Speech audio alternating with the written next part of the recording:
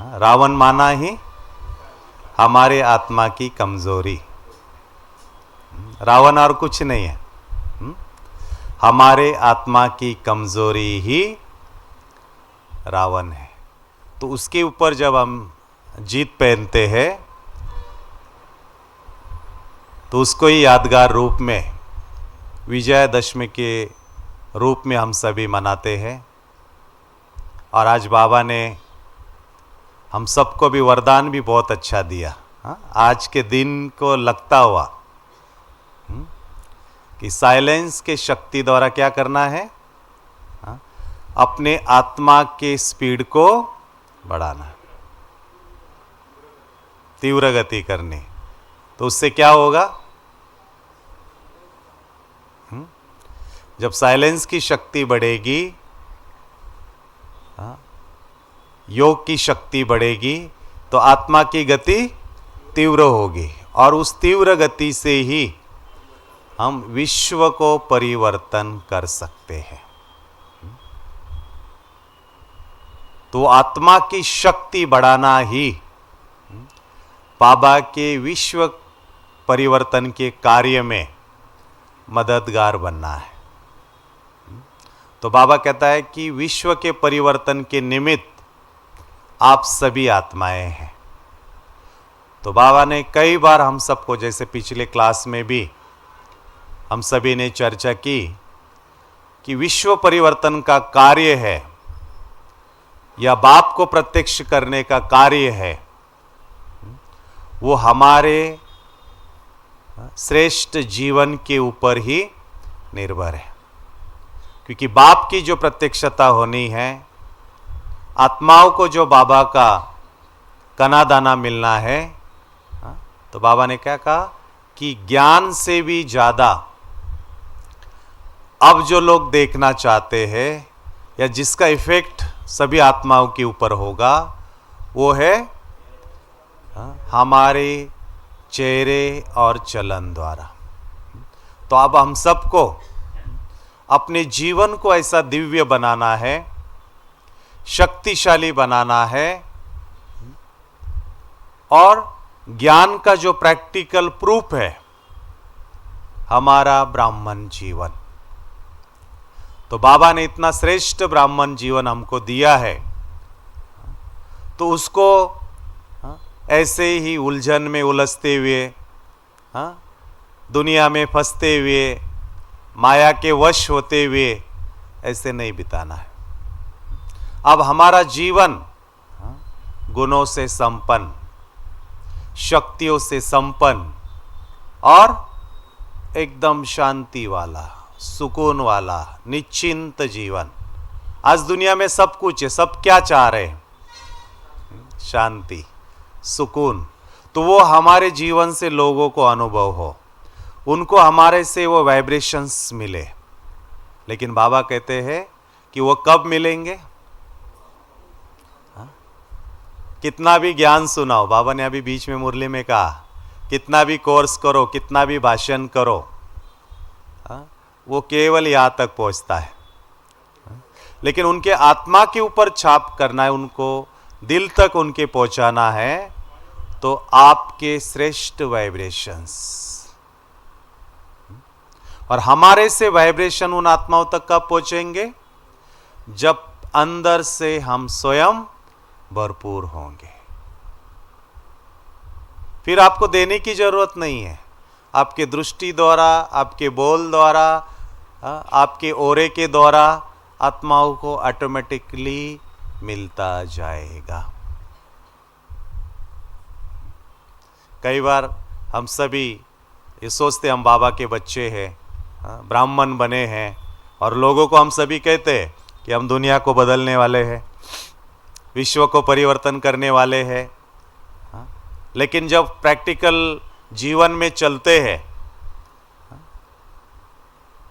तो जब लोगों के सामने आते हैं, तो दिमाग के लेवल पे हम अपने आप को चलाते हैं कि नहीं, हम भगवान के बच्चे, हम ब्राह्मण हैं, तो हमें गुस्सा नहीं करना है, हमें झूठ नहीं बोलना है, हमें ईर्ष्या द्वेष नहीं रखना है।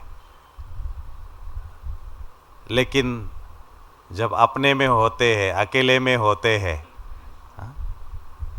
तो हमें चेक करना है कि उस समय हमारी अवस्था क्या रहती है।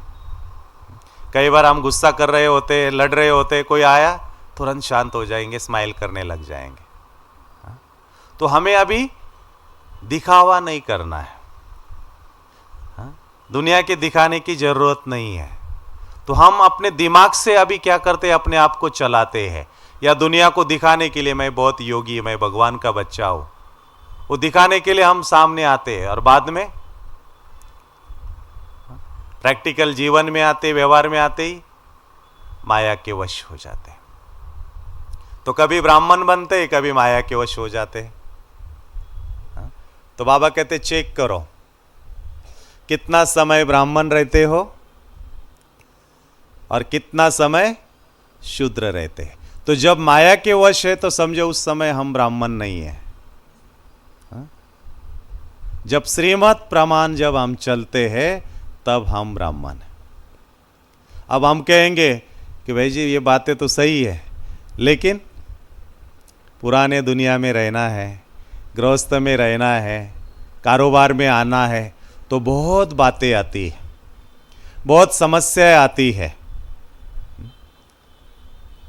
और कई बार बाबा कहते बाबा ये बातें नहीं आए ना तो हमारी स्थिति बहुत अच्छी बनेगी, ये आत्मा सहयोगी बने ना तो हम बहुत सेवा करेंगे। बाबा ने क्या कहा, ये बच्चे कभी भी नहीं होगा। जितना जैसे जैसे आगे बढ़ेंगे माया और विकराल रूप में आएगी। तो जैसा समय है, जैसा सिचुएशन है, जैसी स्थिति है, उसके बीच में रहते हुए ही हमें अपने स्थिति को बनाना है। और इसलिए बाबा ने क्या कहा, ब्राह्मण, ब्राह्मण सो फरिश्ता, फरिश्ता सो देवता। तो अभी हमको श्रेष्ठ ब्राह्मण बनना है, इतना आपको संपन्न बनना है कि हम सदा लाइट रहे, सदा रिलैक्स रहे, सदा शांति के वाइब्रेशंस लोगों को मिलते रहे। ऐसा हमारा दिव्य स्वरूप यहीं पे रह के बनाना है। तो बातें बहुत आ रही है और बढ़नी है, उसके बीच में रहते हुए ऐसी स्थिति बनानी है, ऐसा जीवन बनाना है। तो ऐसा जीवन बनाने के लिए विशेष 5 पुरुषार्थ का अटेंशन हमें अपने ब्राह्मण जीवन में रखना है। और मैंने प्रैक्टिकल अनुभव किया है कि ये 5 पुरुषार्थ हम अपने जीवन में करते हैं तो ऐसा जीवन प्रैक्टिकल में हमारा बनने लगता है, वो वाइब्रेशंस, वो स्थिति हमारी बनने लगती है। तो पहला पुरुषार्थ सदा दिव्य ब्राह्मण जीवन बनाने के लिए, सदा निश्चिंत, सुकून वाला, शांति वाला, खुशनुमा ब्राह्मण जीवन बनाने के लिए पहला पुरुषार्थ हम सबको करना है। तो मुझे दादी जानकी जी याद आते हैं कि दादी हमेशा कहते थे कि सदा इस नशे में रहो कि मैं कौन, मेरा कौन। तो जब मैं कौन और मेरा कौन दादी जब ये बोलती थी ना तो दादी पूरी उछलती थी। वो नशा दादी को चढ़ता था। तो ये सिंपल शब्द है, मैं कौन और मेरा कौन। इस ब्राह्मण जीवन में हम बहुत बार इसको सुनते भी और सुनाते भी हैं, लेकिन बाबा कहते जब उस स्वरूप में स्थित होकर जब हम कहते कि मैं कौन, कौन है हम सभी, बस आत्मा। तो इसलिए साधारण रहते हैं, नशा नहीं चढ़ता है। तो बाबा कहते हैं जब भी मैं कौन, मैं मास्टर सर्वशक्तिवान आत्मा हूं, मैं विश्व कल्याणकारी आत्मा हूं, मैं मास्टर भगवान हूं। तो जब ये सोमान के साथ जब हम अपने स्वरूप में स्थित हो जाते हैं तब नशा रहता है। नहीं तो क्या होता है, हम अपने आप को इम्पोर्टेंट नहीं दे रहे, अपने आप को ही कमज़ोर समझते हैं, अपने आप को साधारण समझते हैं, तो फिर माया वार करती है। बाहर के परिस्थिति का असर हमारे जीवन में होता है, तब हम दुखी होते, उदास होते, निराश होते। तो परिस्थिति माना पर से आने वाला, दूसरे से, चाहे वो प्रकृति से आए, चाहे किसी आत्मा से आए, चाहे किसी सिचुएशन से आए। पर स्थिति है, वो भी स्थिति है लेकिन पर है। जब हम स्व स्थिति में स्थित नहीं रहते हैं तो परिस्थिति का असर फिर हमारे ऊपर होता है, इसका इफेक्ट हमारे ऊपर होता है, और फिर हम दुखी होते हैं, हम उदास होते हैं, हम निराश होते हैं। शिवानी दीदी क्या कहते हैं, हमने क्या किया, अपनी चाबी जो है ना वो दूसरे के हाथ में दे दी। उसने महिमा किया तो हम बहुत खुश, उसने हमारा सुना तो हम बहुत खुश, लेकिन हमारी ग्लानि की तो डाउन, हमारा नहीं सुना तो डाउन, जैसा हम चाहते वैसे नहीं हुआ तो डाउन। तो बाबा कहते हैं कि सदा खुशी में रहना है, नशे में रहना है। तो सदा अपने श्रेष्ठ स्वमान में स्थित रहो। अमृत वेला किया, बहुत अच्छा, मुरली सुना, बहुत अच्छा, लेकिन माया का इफेक्ट हमारे ऊपर कब होता है? कब होता है? जब हम घर गृहस्थ में जाते हैं, जब हम कारोबार में जाते हैं, जब हम व्यवहार में आते हैं, तब परिस्थिति का इफेक्ट हमारे ऊपर होता है। तो उस समय हमें अपनी स्थिति को सदा श्रेष्ठ रखना है, सदा रूहानी नशे में रहना है। तो उसके लिए जरूरी है श्रेष्ठ स्वमान में स्थित होना। बाबा ने भी हम सबको कई बार बोला है, बच्चे की दिन भर में 8 बार ड्रिल करो, श्रेष्ठ स्वमान की ड्रिल करो। तो हम सबको हर घंटे में लक्ष्य रखना है, आधा मिनट, 1 मिनट समय निकाल के श्रेष्ठ स्वमान में स्थित होना है। तो मेरा ये प्रैक्टिकल अपने दिनचर्या में मैंने इसको फिक्स किया है कि सवेरे उठते ही आँख खुलती है ना, बेड पे ही है, आँख खुली, ऊपर शिव बाबा को देखो, बाबा गुड मॉर्निंग, बाबा को गुड मॉर्निंग करिए। और फिर क्या अनुभव करो कि परम धाम से, रात को रेस्ट करने के लिए हम परम धाम में जाते हैं ना, तो परम धाम से मैं आत्मा, मास्टर सर्वशक्तिवान आत्मा इस भ्रुकुटी में प्रवेश कर रही हूँ। किस लिए? सभी आत्माओं को परमात्म शक्ति देने के लिए। तो प्रैक्टिकल अनुभव करो कि परम धाम से मैं आत्मा निकली, मैं मास्टर सर्वशक्तिवान आत्मा इस भ्रुकुटी में बैठ गई हूँ, सभी आत्माओं को परमात्म शक्ति देने के लिए। तो स्वमान ले लो कि मैं मास्टर सर्वशक्तिवान आत्मा हूँ। और फिर अमृत वेला भी उस स्वमान में रह के करो, मुरली भी उस स्वमान में रह के करो, और विशेष दिन भर में बीच बीच में समय निकालकर उस स्वमान का अभ्यास करो। तो स्वमान का अभ्यास करना माना क्या? केवल स्मृति किया कि मैं मास्टर सर्वशक्तिवान आत्मा हूं, शक्ति नहीं आएगी। शक्ति तभी आपकी आत्मा से इमर्ज होगी जब आप स्मृति के साथ साथ उसका स्वरूप बनोगे। बाबा कहते हैं सभी अनुभवी मूर्त बनना है, हर शक्ति का, हर गुण का अनुभव करना है। तो स्मृति के साथ साथ स्वरूप बनना पड़ेगा। जब स्मृति स्वरूप होते हैं तब हमारी आत्मा से वो शक्ति इमर्ज होने लगती है। लेकिन कई बार हम ये देखते कि उसकी स्वरूप हम नहीं बन पाते, केवल सोचते रहते मैं आत्मा हूँ, मैं ये हूँ, मैं ये करने वाली हूँ, मैं वो करने वाली हूँ, तो उसका स्वरूप नहीं बन पाता है। तो प्रैक्टिकल यथार्थ रूप से स्वमान का अभ्यास करना माना स्मृति स्वरूप बनना। लेकिन स्मृति स्वरूप बनने के लिए स्मृति और स्वरूप के बीच में एक गैप है। उस गैप को अगर आप भरेंगे और उस विधि से आप उस स्वमान का अभ्यास करेंगे तो आपको उस शक्ति की अनुभूति होने लगेगी, उस गुण की अनुभूति होने लगेगी। तो वो गैप क्या है? Visualization power.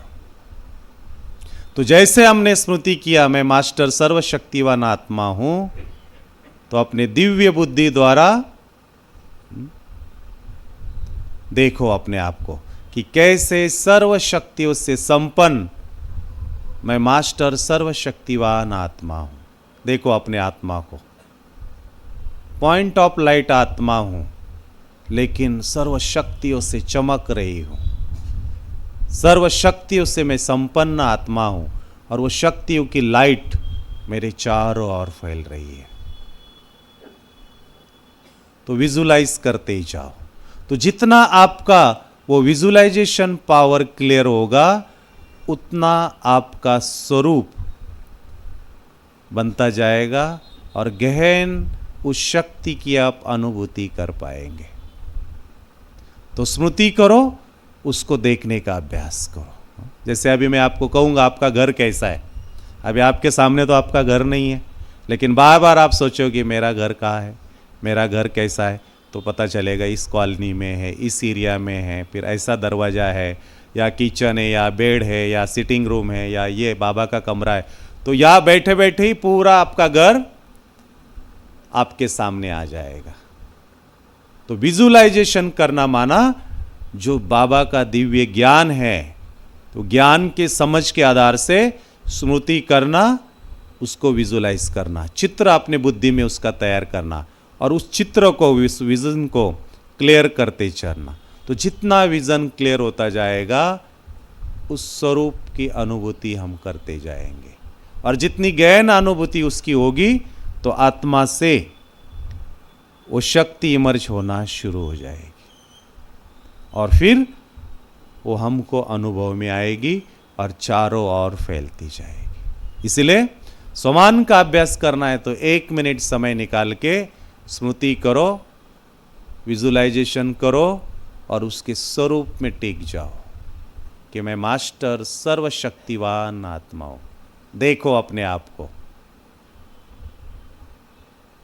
तो आप देखेंगे आपकी स्थिति पावरफुल होती जाएगी और उसका नशा आपके प्रैक्टिकल जीवन में दिखाई देगा। तो सदा नशे में रहना है, खुशी में रहना है, तो स्वमान का अभ्यास करना है, क्योंकि ये प्रकृति का नियम है। जैसा आप सोचते जाओगे वैसा आप बनते जाओगे।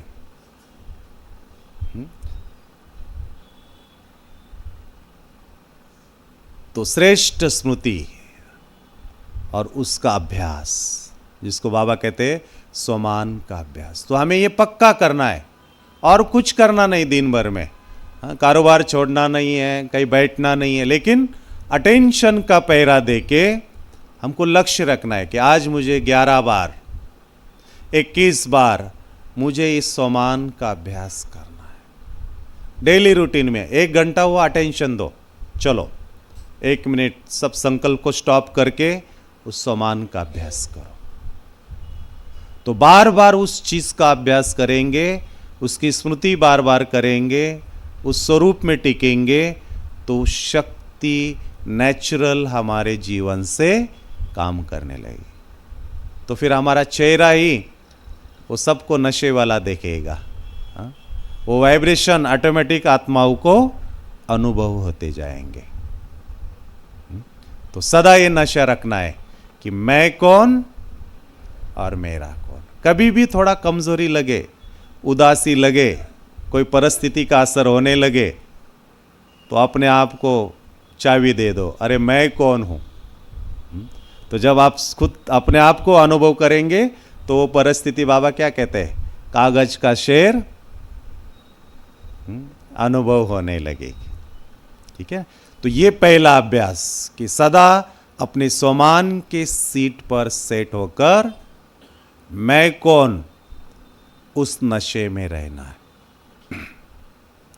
दूसरा विशेष अभ्यास जो वर्तमान समय हम सब के लिए बहुत जरूरी है, क्योंकि बाबा ने कहा बच्चे अंतिम समय जैसे जैसे नजदीक आएगा तो मानसिक पेपर विकराल रूप लेता जाएगा। आज हम दुनिया में देख रहे हैं, शरीर के प्रॉब्लम, संबंधों के प्रॉब्लम, कारोबार के प्रॉब्लम कम नहीं है, बच्चों के प्रॉब्लम, सरकार के प्रॉब्लम तो बहुत है। तो हमेशा कुछ ना कुछ हो रहा है, और उस कारण क्या होता है, हम भारी हो जाते हैं, चिंता करने लगते हैं, ज़्यादा उसके बारे में सोचने लगते हैं, और धीरे धीरे वो टेंशन का रूप लेता है, और टेंशन बढ़ते बढ़ते डिप्रेशन का रूप ले लेता है। और बाबा कहते हैं जैसे दुनिया आगे बढ़ेगी, अंतिम समय नज़दीक आएगा, ये पेपर बहुत विकराल रूप में आएगा।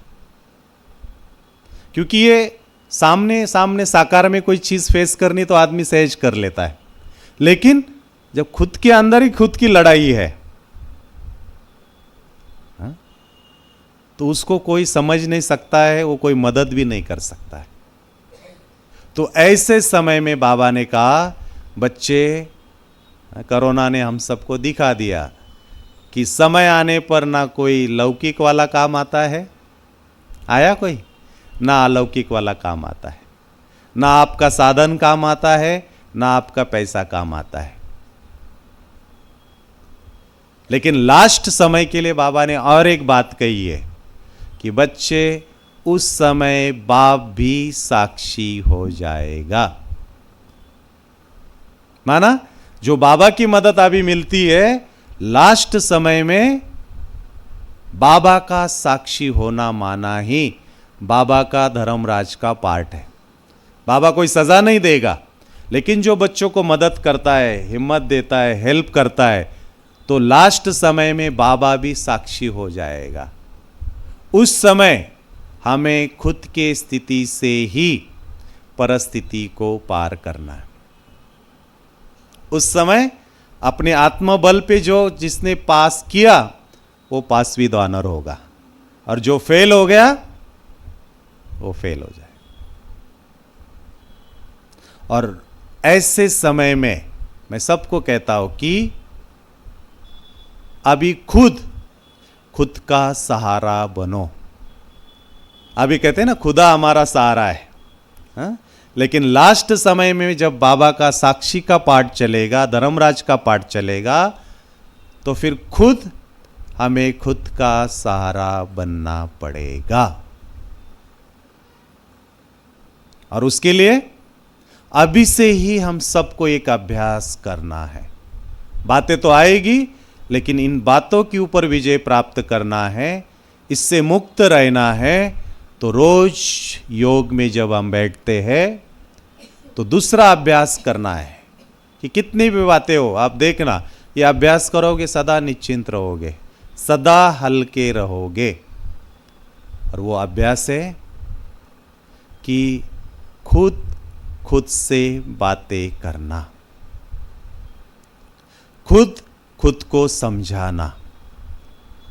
तो बाबा ने कहा हमें अपने आप से अभी बातें करना सीखना है, खुद को समझाना हमें सीखना है। जैसे हम सभी बाबा के बच्चे बहुत ज्ञानी है ना? तो कोई समस्या लेकर हमारे पास आता है, कोई परेशान होकर हमारे पास आता है और कहता है भाई जी ऐसा हो गया, दीदी ऐसा हो गया, तो हम क्या करते? मास्टर ज्ञान का सागर बन के उसको क्या कहते? कोई बात नहीं, ड्रामा है, बिंदी लगा दो, हाँ? कोई बात नहीं, हिसाब किताब था, चुक तो हो रहा है, हाँ? कोई बात नहीं, बाबा साथ है, सब ठीक हो जाएगा। तो इतनी बड़ी बड़ी बातें हम सबको समझाते हैं, है ना, और उसको एकदम हल्का कर देते हैं। बाबा ने कहा जब वही परिस्थिति खुद के ऊपर आए,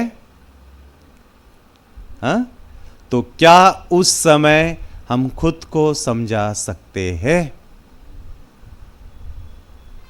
अगर हमें खुद को समझाना आ गया तो आप कभी भी परेशान नहीं होंगे, कभी भी भारी नहीं होंगे। तो खुद को समझाने के लिए अभ्यास क्या है कि योग में बैठ के अपने आप से बातें करना, अपने आप को समझाना।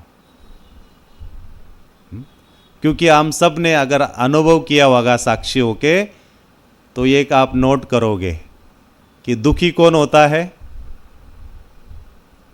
हमारा मन। उदास कौन होता है? हमारा मन। टेंशन किसको आता है? हमारे मन को। तो सारा खेल हमारे मन का है। इस मन को कंट्रोल करो। कहते हैं ना, मन जीते जगत जीत। तो इस मन को कंट्रोल करना हमको आ जाए, इसको समझाना हमको आ जाए, तो हम कभी भी डिस्टर्ब नहीं हो सकते, कभी भी भारी नहीं हो सकते।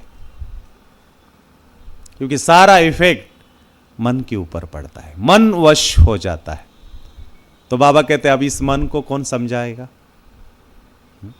तो खुद से खुद बातें करना माना। हमको बाबा ने ज्ञान दिया है, आत्मा हमें क्या है? हाँ? कौन सी 3 शक्तियां है? मन, बुद्धि और संस्कार। तो अपने आप से बातें करना माना हमारा मन और हमारी बुद्धि आपस में संवाद करती है। मन परेशान होकर सोचता ये हो गया वो हो गया, बुद्धि कहती कोई बात नहीं, सब ठीक हो जाएगा, थोड़ा धीरज रखो। मन कहेगा इसने मुझे आज ऐसा बोला, ये किया, बुद्धि कहेगी कोई बात नहीं, कभी आपने उसको किया होगा, हिसाब किताब चुक तो हो रहा है, उसको वाइब्रेशंस दो, उसको शांति के वाइब्रेशन दो, ठीक हो जाएगा। तो मन और बुद्धि का आपस में संवाद। कई लोग कहते भाई जी बोलना तो बहुत सहज है, लेकिन जब खुद के ऊपर आती है ना तब पता चलता है। लेकिन मैं कहता हूं किसको पता चलता है वो चीज? हाँ? जिसको खुद के मन को समझाना नहीं आता है। और कई बार मन बोलता है, मन सुनता ही नहीं हमारा। तो हमारा मन सुन नहीं रहा है, जिसको हम कहते हैं ना, समझते ये गलत है फिर भी हम कर देते हैं। हाँ? पता है गुस्सा नहीं करना है फिर भी कर देते हैं। हाँ? पता है ईर्ष्या नहीं रखना है फिर भी मन ईर्ष्या करता है। माना मन हमारी बुद्धि का नहीं सुन रहा है। तो मन हमारा सुने, हमारा मन हमारे कंट्रोल में रहे, तो मन को कंट्रोल कौन कर सकता है? हाँ? हमारी दिव्य बुद्धि। साधारण बुद्धि तो दुनिया वालों की है। हाँ? तो वो मन के वश होके चल रहे, इसलिए परेशान है, इसलिए दुखी है। तो हमारे मन को हमें अगर स्ट्रांग करना है, इसको कंट्रोल करना है, इसको समझाना है, तो हमारी दिव्य बुद्धि को हमें पावरफुल करते ही चलना है। जितनी अपनी दिव्य बुद्धि पावरफुल है, मन ऑटोमेटिकली आपके कंट्रोल में रहेगा। क्योंकि मन को कंट्रोल करना, कर्मेंद्रिय की जो लगाम है वो हमारे दिव्य बुद्धि के हाथ में है। तो मन को समझाना है तो हमें अपनी दिव्य बुद्धि को पावरफुल करना है। और हमारी दिव्य बुद्धि कहां से बनती है? योग से और बाबा। तो बाबा की ज्ञान से, केवल मुरली सुन लिया तो दिव्य बुद्धि नहीं बनेगी। मुरली सुनना और उसका मनन करना, तब जितना कोई पॉइंट का हम मनन करते हैं तो उसके गहराई में जब जाते हैं तो उसकी प्रैक्टिकल समझ हमारे बुद्धि में आती। तो दिव्य बुद्धि माना हर बात की गहरी समझ। तो मुरली सुनना और दिन भर उसको मनन करना। तो मनन शक्ति को हमको बढ़ाते जाना है, तो हमारी दिव्य बुद्धि बनती जाएगी। और जितनी दिव्य बुद्धि बनती जाएगी, तो जब हम योग में बैठेंगे तो अपने आप से बातें करो, अपने दिव्य बुद्धि द्वारा अपने मन को समझाओ। कभी मन उदास हो जाता है, उसको हिम्मत दो। कभी मन कोई गलती करता है, उसको डांटो। कभी मन अच्छा कार्य करता है, उसको शाबाशी दो। तो मन क्या एक बच्चा है, उसको समझाओ, उसको चलाओ, उसको हिम्मत दो, उसको दिशा दो, और वो काम करेगी हमारी दिव्य बुद्धि। तो मनन शक्ति बढ़ाकर दिव्य बुद्धि को पावरफुल करना है, और उस दिव्य बुद्धि के द्वारा अपने मन से बातें करके अपने को स्टेबल रखना है। तो ये आज के समय में हम ब्राह्मणों के लिए भी ये पुरुषार्थ बहुत जरूरी है। इसलिए आज से आप अपने योग में इस पुरुषार्थ को ऐड करना है कि योग में बैठो, अपने आत्मक स्थिति में, अपने स्वमान में स्थित हो जाओ और अपने आप से बातें करना सीखो। तो आप देखेंगे आप स्टेबल रहेंगे, कभी भी भारी नहीं होंगे, कभी भी किसी चीज का टेंशन आपको नहीं होगा। तो दुनिया तो आती में जा रही है, लेकिन इस सेक से हमको बचना है, तो ये अभ्यास। तो आप देखना सदा हल्के रहेंगे। तीसरा विशेष अभ्यास, तो मैं सबको कहता हूं, बाबा ने ड्रामा का ज्ञान जो हमको दिया है, वो सदा हल्के रहने के लिए दिया है। इसलिए बाबा कहते बच्चे, कोई भी बात हो तो 3 बिंदी लगाओ, आत्मा बिंदी, बाप भी बिंदी, और ड्रामा भी बिंदी। सबके पास नॉलेज है ना। और गीता में भी कहा गया, गीता का सार क्या है? जो हो गया वो भी अच्छा, जो हो रहा है बहुत अच्छा, और जो होने वाला है वो बहुत बहुत अच्छा। और बाबा ने उसकी गहरी समझ क्या दी है? बच्चे, इस ड्रामा में इतना एक्यूरेट है कि इसमें कुछ भी चेंज नहीं होता है, 1 सेकंड भी इधर उधर नहीं हो सकता है। ये फिक्स है ड्रामा। लेकिन जो भी जिस आत्मा का ड्रामा है, चाहे वो बीमार पड़ता है, चाहे उसको कोई घाटा हो जाता है, कभी कोई संबंधों में ऊपर नीचे होता है, अब हम कहेंगे कि इसमें क्या कल्याण है। लेकिन जो जिसके साथ हो रहा है, उस आत्मा का उसमें ही कल्याण है।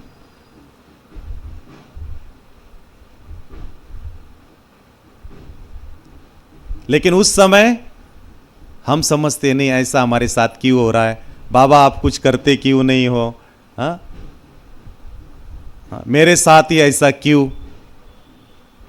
तो बाबा कहते हैं बच्चे, जब आप वर्तमान एक काल में स्थित होकर देखते हो तो उसमें नुकसान लगता है, उसमें अकल्याण लगता है।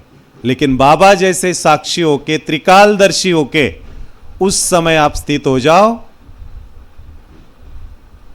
और अब ये बात मेरे साथ हो रही है, मैं तो श्रीमत पर चल रही हूं, मैं एक्यूरेट तो चल रही है, फिर भी मेरे साथ ऐसा हो रहा है।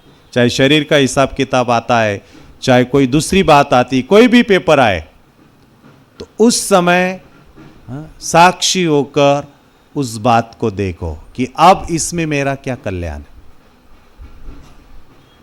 तो कल्याण की दृष्टि रखो कि इतना सब कुछ करने के बाद भी मेरे साथ ऐसा हो गया, तो इसमें क्या कल्याण है। मैंने एक बहुत अच्छी स्टोरी सुनी, प्रैक्टिकल बात, कि आप सबको पता है कि टाइटैनिक जहाज बना था, जिसके ऊपर फिल्म भी आई थी। तो वो जब जहाज बना तो लोगों के अंदर विदेश में बहुत क्रेज था कि पहले ही ट्रिप में हमको इस टाइटैनिक जहाज में जाकर पूरी दुनिया की सैर करनी।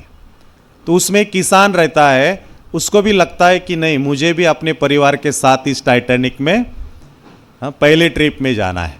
तो उसने बहुत मेहनत की और जो भी जिंदगी भर की कमाई थी, थोड़ी खेती बाड़ी थी, वो सब बेच दी और बोला कि नहीं मुझे जाना है। लेकिन टिकट बुक कर दिया, सब कुछ हो गया और जाने के 15 दिन पहले उसके छोटे बच्चों को कुत्ते ने काट लिया।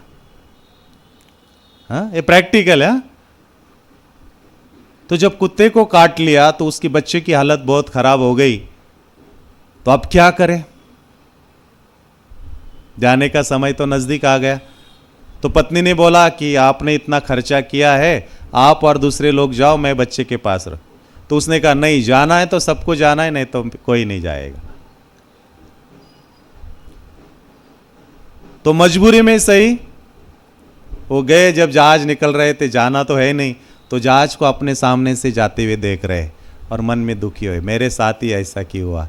मैंने तो जिंदगी में ऐसा सोचा था, एंजॉय करेंगे, सारी दुनिया घूमेंगे, अनुभव करेंगे, लेकिन अब हो नहीं रहा है। मेरे सामने से जहाज जा रहा है और दुखी मन से घर आया। और 4-5 दिन के बाद जब जहाज टकराया और सब डूब गए, तब उसको ख्याल आया कि अरे आज अगर बच्चे को कुत्ते ने नहीं काटा होता, तो आज हमारा पूरा फैमिली खत्म हुआ होता। तो बच्चे को कुत्ते ने काटा तो इसमें भी कल्याण था। तो कोई भी चीज होती है हमारे जीवन से, बहुत कोई हम बड़े बड़े सपने देखते, बड़े बड़े प्लान करते हैं, लेकिन वो नहीं होता है। बहुत जोर लगाने के बाद नहीं होता। बाबा कहते छोड़ दो। पुरुषार्थ करना आपके हाथ में है। 100% श्रीमत पर चलकर पुरुषार्थ करना है। उसके बाद जो कुछ होता है उसको स्वीकार कर लेना है। अगर आपको जिंदगी में सदा हल्के रहना है, सदा निश्चिंत रहना है, तो अब एक आदत, एक पुरुषार्थ सदा रहना है कि श्रीमत प्रमाण 100% पुरुषार्थ करो। उसके बाद जो कुछ हो गया उसमें कल्याण समझ के दिल से स्वीकार करो। जब तक हम स्वीकार नहीं करते किसी बात को, तब तक ही परेशानी है। जिस समय उस बात को दिल से स्वीकार किया, एकदम हल्कापन महसूस होता है। तो ड्रामा की बिंदी लगाना माना उस बात को स्वीकार करना। तो आज से क्या करेंगे? ऐसा नहीं कि जाने दो जो ड्रामा में होगा, बैठना भी नहीं है। 100% पुरुषार्थ करना है। उसके बाद जो कुछ हो रहा है, चाहे अच्छा हो चाहे बुरा, उसको स्वीकार करना है। तो जो स्वीकार करना सीखता है वो सफलता में ज्यादा उड़ता भी नहीं है और असफलता में निराश भी नहीं होता, स्टेबल रहता है। तो बाबा ने हम सबको ये ड्रामा का ज्ञान इतना पावरफुल दिया है और ये ड्रामा इतना कल्याणकारी है। बस उसको स्वीकार करके ड्रामा की बिंदी लगाते चलो तो सदा हल्के रहेंगे। और लास्ट बात 2 मिनट में मैं आपको सुना देता हूं कि आज के समय में दुनिया में इनसिक्योरिटी बहुत बढ़ती जा रही है। इनसिक्योरिटी की आदत बहुत बढ़ती जा रही है। शरीर ठीक है, परिवार भी ठीक है, कारोबार भी ठीक चल रहे हैं, सब कुछ अच्छा है, लेकिन कोई दुनिया में घटना हो गई, अड़ोस पड़ोस में हो गया, उसको कोई बीमारी हो गई, अरे मेरे को ये बीमारी हो गई तो मेरा कारोबार अगर फेल हो गया तो, ये मैं प्रोजेक्ट सोच रहा हूं वो नहीं हुआ तो, मुझे बहू बेटे ने नहीं संभाला तो। सब कुछ अच्छा चल रहा है, लेकिन अनुमान की बीमारी, इनसिक्योरिटी की बीमारी, शक की बीमारी, ऐसा हो गया तो, वैसा हो गया तो, ये नहीं हुआ तो। बाबा कहते जैसा आप सोचते हो वैसा आपके साथ होगा। कोई भी बात को सोचना माना आह्वान करना। तो इसीलिए बाबा कहते हैं इन इनसिक्योरिटी की बीमारी को निकालना है। ये हो गया वो हो गया, नहीं, मेरे साथ सब कुछ ही अच्छा होगा। और जब भी हमारे जीवन में कुछ इनसिक्योरिटी महसूस हो, एक स्लोगन सदा याद रखना। कौन सा? मैंने इसका बहुत अच्छा अभ्यास किया है कि जो मेरे भाग्य में है वो कोई भी छीन नहीं सकता, और जो मेरे भाग्य में नहीं है, बाबा ने एक बार बोला, मैं भी नहीं दे सकता। तो जो आपके भाग्य में, कोई कितना भी पॉलिटिक्स करने दो, कोई कितना भी षड्यंत्र रचने दो, कोई कितना भी चालाकी करने दो, जो आपके भाग्य का है वो हमको ही मिलना है, कोई भी छीन नहीं सकता। और जो नहीं है वो कोई भी नहीं दे सकता। तो इसलिए कहते हैं ना, भाग्य का है तो कोई जाकर भी चला आएगा, और जो भाग्य में नहीं है वो आकर भी चला जाए। तो इसलिए सदा ये स्लोगन बुद्धि में पक्का रहना है कि जो मेरे भाग्य में है वो कोई भी छीन नहीं सकता। किसी को कुछ भी करने दो, सोचो ही नहीं उसके बारे में, बस ये बात पे पक्के रहो। तो बाबा कहते हैं जो आपके भाग्य में वो आपको मिलना है। लेकिन बाबा ने क्या कहा कि भाग्य बनता कहां से है? कहां से बनता है? जो आपके भाग्य का है वो आपको मिलना है, लेकिन भाग्य बनता कहां से है? श्रेष्ठ कर्म से, सेवा से। तो बाबा कहते हैं श्रेष्ठ कर्म करते जाओ, सेवा करते चलो। इसलिए बाबा ने कहा ना, बाबा ने भाग्य की कलम बच्चों के हाथ में दी है। जितना लंबा भाग्य खींचना चाहो खींच सकते हो। तो श्रेष्ठ कर्म करते चलो, बाबा की सेवा तन मन धन संबंध संपर्क विशेषता से दिल से करते चलो, तो आपकी भाग्य की लकीर लंबी होती जाएगी, और जो भाग्य में है वो मिलता जाएगा। तो हम अपने इस जीवन को बहुत अच्छा देखना चाहते हैं, नेक्स्ट जन्म भी हम अच्छा पाना चाहते हैं, या सतयुग में उच्च पद पाना चाहते हैं, तो क्या करो? अपने भाग्य को बढ़ाओ, भाग्य कलम को लंबा खींचते जाओ। तो सदा निश्चिंत रहने के लिए कौन सा स्लोगन याद रखेंगे? जो मेरे भाग्य में है वो मुझे मिलना ही है। तो निश्चिंत अवस्था।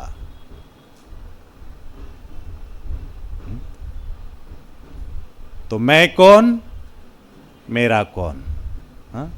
अपने आप से बातें करना और बाबा से बातें करना, और जो भी परिस्थिति उसको स्वीकार करके ड्रामा की बिंदी लगाते चलना, और जो मेरे भाग्य में है वो कोई भी छीन नहीं सकता है, वो मुझे ही मिलना है। इस संकल्प को दृढ़ता के साथ अपने जीवन में धारण करो। तो आप देखेंगे ये बातों को आप अपने जीवन में पुरुषार्थ में लाएंगे, इसको समय पर यूज़ करेंगे, तो स्थिति सदा हल्की और निश्चिंत रहेगी। ठीक है? तो अभी 9 बज गए हैं। आप सबको भी आगे, आज त्यौहार का दिन है, फिर हम सभी 1 बजे मिलेंगे।